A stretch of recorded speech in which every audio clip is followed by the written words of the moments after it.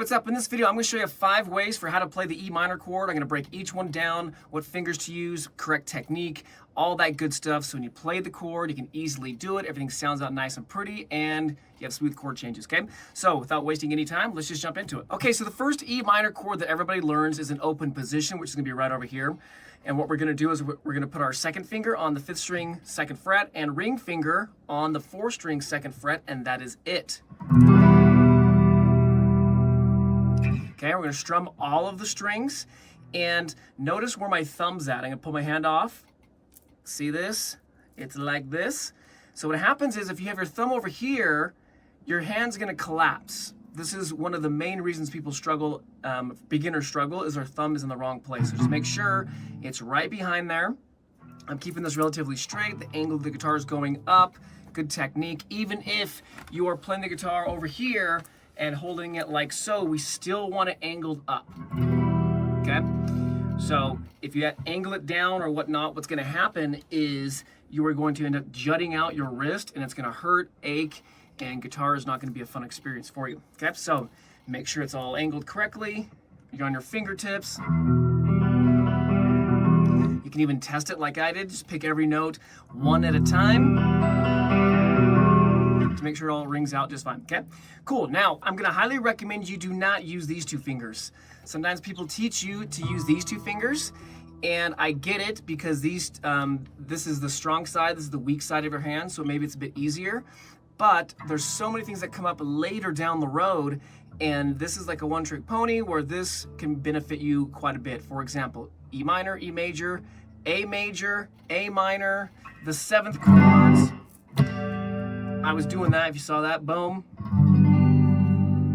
Okay, this motion is super, super important. So why not hit a couple birds with one stone, okay? So when I'm teaching you guys stuff, I'm not concerned about the E minor chord. This is gonna be easy. I'm also thinking about all the stuff that comes later, so as you progress, you don't hit this brick wall, okay? It may seem small, but that's why it's important. Cool, so that's the first one. And again, it's open position because we're using some open strings. Okay. All right, so this next voicing, what we're gonna do is we're gonna do a bar chord. We're gonna come all the way up to the 14th fret on the 4th string with your ring finger.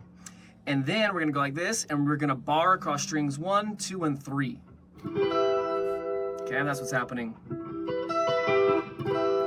I'm getting you used to doing the bar before we do the full bar chords. We'll do that in a second. The ring finger's going straight in, and because my hand is so close to my body, I can actually pull this finger straight in, but I want you to get in the habit of slightly pressing to the side. Sweet. So there is a little E minor, but a bit higher pitched one, okay? Cool. All right, now, so the next one we're gonna do is we're gonna go right here, and this one's actually not gonna be a bar chord. We're gonna go on the 5th string, 7th fret, ring finger on the 4th string, 9th fret, pinky on the 3rd string, 9th fret, and then middle finger on the 2nd string, 8th fret.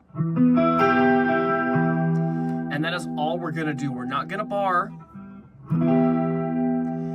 Okay? If you're on your fingertips, you'll naturally mute that one, even though you could play it because that would be an E note. So technically you could go and hit the open string, but we're not gonna do that right now. And yes, if you know the notes of your strings, you could actually strum all the strings. Because the outside strings, 1 and 6, are E notes, okay? You can see that from the chord diagrams. It's one of the reasons I put the notes on the chord diagram, but we're gonna not play strings 1 and 6 right now. Okay, sweet. Now to turn this into a bar chord, all we're gonna do is keep squeezing straight in on this side of the hand, and then this one's gonna lay flat and then press to the side.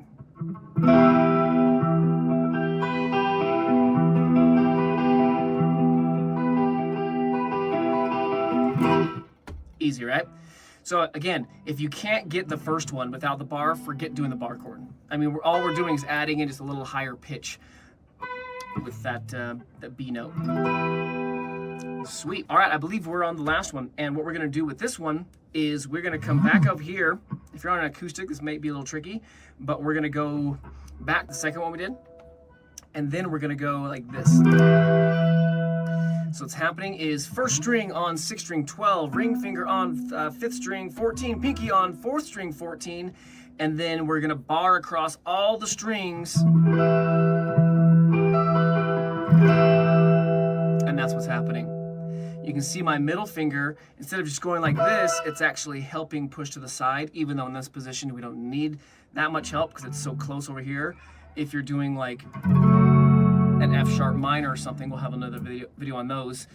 You're so far away from your body, we need a bit of extra help, so yeah, okay? Cool, all right, so now you know a couple ways to play the E minor chord. You can reference this video many times, of course, and as you progress in your guitar playing, come back, learn another one, make sure you have good technique.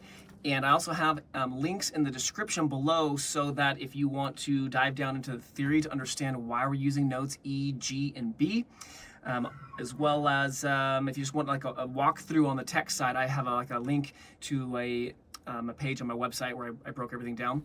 Also, if you're struggling with this chord, making smooth chord changes or other chord changes, I have a free download for how to do this. It works 100% of the time if you can follow basic instructions. I'll have a link to that in the description. And yeah, if you have any questions, let me know in the comment section below, and we'll hope to see you in another video.